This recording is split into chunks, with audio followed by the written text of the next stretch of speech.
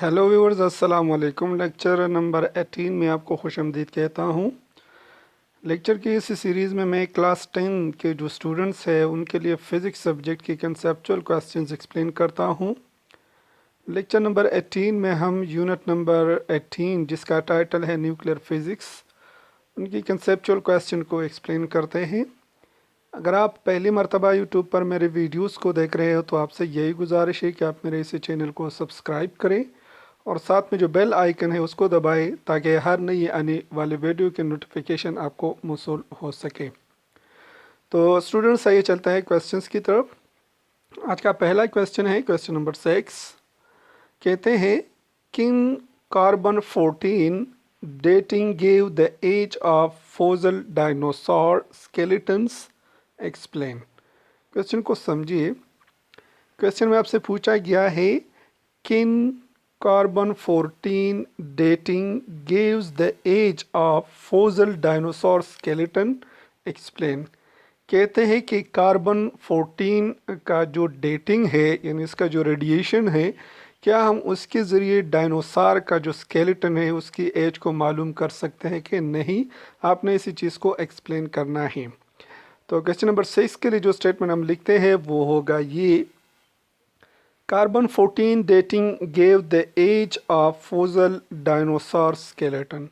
यानी क्या carbon 14 dating या रेडिएशंस जो है, क्या ये डायनासोर का जो स्केलेटन है उसकी एज को इसके ज़रिए हम मालूम कर सकते हैं कि नहीं कर सकते। तो इसी के लिए आपके जहन में जो आइडिया होना चाहिए वो आइडिया होगा ये, हाफ लाइफ ऑफ कार्बन 14। लेकिन अगर आपको कार्बन 14 जो कि कार्बन का एक आइसोटोप है उसकी हाफ लाइफ के बारे में इल्म हो कि कार्बन 14 का जो हाफ लाइफ हो कितना है, तो आप इसी क्वेश्चन को आसानी के साथ अटेम्प्ट कर सकोगे। तो इसी मेन आइडिया को इस्तेमाल करते हुए हमने इसी क्वेश्चन को एक्सप्लेन करना है इसी तरह। No, carbon 14 dating would not work on dinosaur bones। नहीं, कार्बन 14 डेटिंग जो है, रेडिएशन जो है, ये हमें डायनासोर की जो बोन्स है, जो स्केलेटन है, उसकी एज हमें इसके ज़रिए मालूम नहीं कर सकते। और क्यों मालूम नहीं कर सकते? Because the half life of carbon 14 is only 5730 years. क्योंकि जो कार्बन 14 है उसका जो हाफ लाइफ है वो 5730 ईयर्स है।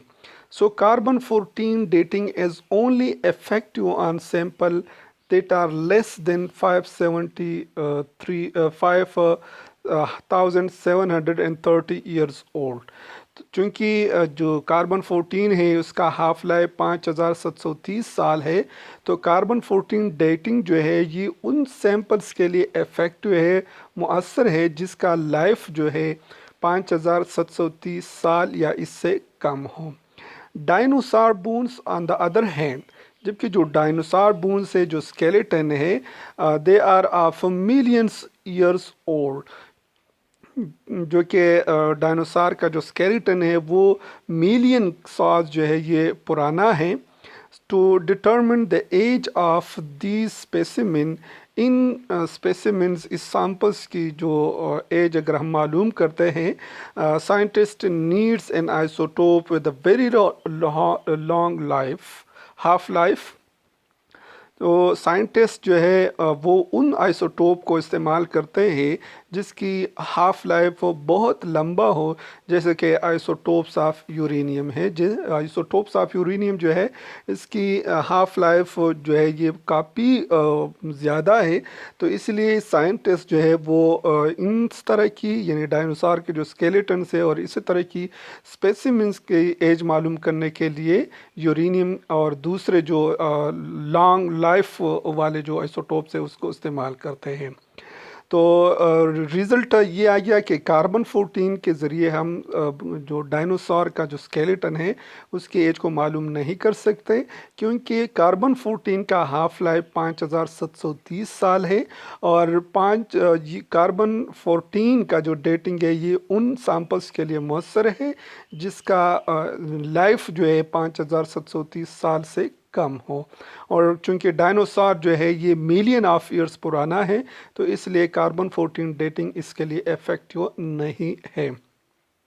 اس کو تھوڑا سا ڈائیگرامیٹکلی دکھاتے ہیں تو یہ دیکھیں، یہ ڈائنوسار کا ایک اسکیلیٹن ہے، اس کا جو لائف ٹائم ہے یا جو اس کا لائف ہے یہ کئی ملینس جو ہے یہ پرانا ہے، اور کاربن 14 ڈیٹنگ اس کے لیے ہم استعمال نہیں کر سکتے۔ نیکسٹ کویسچن کی طرف بڑھتے ہیں جو کہ ہے کویسچن نمبر 7۔ کویسچن نمبر 7 میں آپ سے پوچھا گیا ہے some food is treated with gamma radiation to kill bacteria, why is there not a concern that people who eat such food might be consuming food containing gamma radiations؟ Question کو سمجھیے، question میں آپ سے پوچھا گیا ہے some food is treated with gamma radiation to kill bacteria, کچھ food ایسی ہے جس میں بیکٹیریا کو مارنے کے لیے ہم گیما ریڈیشن جو ہے استعمال کرتے ہیں۔ Why is there not a concern that people who eat such food might be consuming food containing gamma radiation؟ جو یہ کیوں ایسا نہیں ہوتا کہ جو لوگ گیما ریڈیشن کے ذریعے جو ٹریٹڈ فوڈ ہے اس کو کھاتے ہیں تو ان کے گیما ریڈیشن کیوں نہیں ہوتا؟ تو اسی کویسچن کے لیے جو اسٹیٹمنٹ ہے وہ ہم لکھتے ہیں اسی طرح Some food is treated with gamma radiation to kill bacteria. People who eat such food might be consuming food containing gamma radiations. یعنی جو لوگ اسی طرح کھانا کھاتے ہیں جس کا ٹریٹمنٹ یا اس میں جو بیکٹیریا اس کو مارنے کے لیے گیما ریڈیشن ہم استعمال کرتے ہیں، تو ان لوگوں کو گیما ریڈیشنس کیوں نہیں ہوتا، یعنی وہ گیما ریڈیشن کو کیوں محسوس نہیں کرتا۔ تو اسی کے لیے آپ کے ذہن میں جو آئیڈیا ہونا چاہیے وہ آئیڈیا ہوگا یہ interaction of gamma raise with food. جب ہم گیما ریز کے ذریعے فوڈ میں بیکٹیریا کو مار دیتے ہیں تو اس کا انٹریکشن کیسا ہوتا ہے اور اس کا انٹریکشن کب تک ہوتا ہے۔ تو اسی مین آئیڈیا کو استعمال کرتے ہوئے ہم نے اسی کویسچن کو ایکسپلین کرنا ہے اسی طرح گیما raise would not work food or would not make food radioactive، یا گیما ریز جو ہے یہ فوڈ کو یعنی خوراک کو ریڈیو ایکٹیو نہیں بناتا، یعنی جب ہم گیما ریز کے ذریعے فوڈ میں جو بیکٹیریا اس کو مار دیتے ہیں تو یہ ریز گیما ریز جو ہے یہ ان فوڈ کو ریڈیو ایکٹیو نہیں بناتا۔ Remember that gamma rays are high energy photon, یاد رکھیے گیما ریز جو ہے یہ ہائی انرجی فوٹان ہے۔ They interact with food only by killing harmful bacteria, جو گیما ریز ہے یہ فوڈ سے صرف اس مقصد سے یا اس لیے انٹریکٹ کرتا ہے تاکہ اس میں جو ہارمفل بیکٹیریا اس کو مار دیا جا سکے۔ and the other organism that may be present، اور بیکٹیریا کے ساتھ ساتھ جو دوسرے آرگینزم فوڈ میں موجود ہوتا ہے اس کو مارنے کے لیے ہم گیما ریز استعمال کرتے ہیں۔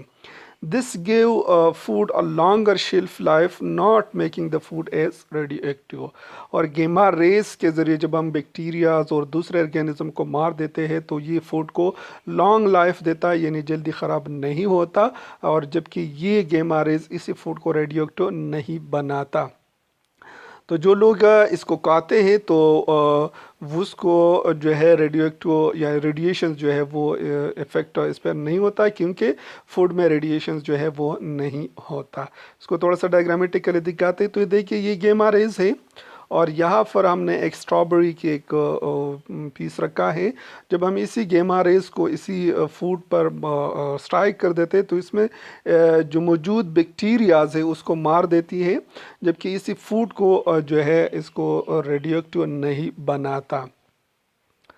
نیکسٹ کویسچن کی طرف بڑھتے ہیں جو کہ ہے کویسچن نمبر 8۔ کویسچن نمبر 8 میں آپ سے پوچھا گیا ہے radioactive alpha emitters are relatively harmless outside the body but can be dangerous if ingested or inhaled۔ Question کو سمجھیے، کویسچن میں آپ سے پوچھا گیا ہے radioactive alpha emitters are relatively harmless outside the body but can be dangerous if ingested or inhaled۔ Radioactive alpha emitter جو ہے یہ جسم کے باہر یہ اتنا نقصان دہ نہیں ہوتا جب ہم اس کو انجسٹ کریں یا جسم کے اندر اس کو کرتے ہیں، یعنی الفا ایمیٹر جب جسم کے اندر ہو جائے تو پھر یہ نقصان دہ ہوتا ہے. آپ نے اسی چیز کو ایکسپلین کرنا ہے. تو کویسچن نمبر 8 کے لیے جو اسٹیٹمنٹ ہم لکھتے ہیں وہ ہوگا یہ: radioactive alpha emitter are relatively harmless outside the body. جسم کے باہر الفا ایمیٹرز یا الفا ریڈیشن جو ہے یہ نقصان دہ نہیں ہوتا، but can be dangerous if ingested اور انہیل، جبکہ یہ ڈینجرس ہو جاتا ہے جب یہ جسم کے اندر چلے جاتے ہیں. تو اس کے لیے آپ کے ذہن میں جو آئیڈیا ہونا چاہیے وہ آئیڈیا ہوگا یہ: the effect of alpha particle on human body. یعنی جب الفا پارٹیکل ہیومن باڈی کے ساتھ انٹریکٹ کرتا ہے تو اس کا کیا اثر ہوتا ہے. اگر آپ کے ذہن میں یہ ہو تو آپ اسی کویسچن کو آسانی کے ساتھ اٹیمپٹ کر پاؤ گے. تو یہ کویسچن ایکسپلینیشن کے بارے میں، تو یہاں پر ہم لکھتے ہیں ایکسپلینیشن میں ہم لکھتے ہیں: the health effect from exposure to alpha particle depends greatly on how a person is exposed. جو الفا پارٹیکلس کی جو ہیلتھ ایفیکٹ ہے یہ اسی چیز پر انحصار کرتا ہے کہ جو پرسن ہے وہ اس کے ساتھ کس طرح ایکسپوز کیا جاتا ہے. Alpha particle like the energy to penetrate even the outer layer of the skin. جیسے کہ ہمیں معلوم ہے کہ جو الفا پارٹیکل ہے اس کی پینیٹریشن پاور کم ہے، تو یہ اپنی انرجی کو سکن کا جو آؤٹر لیئر ہے اس میں ضائع کر دیتی ہے، ختم کر دیتی ہے. سو جسم کے اندر یہ پینیٹریٹ نہیں ہو سکتا. تو اس لیے باہر جو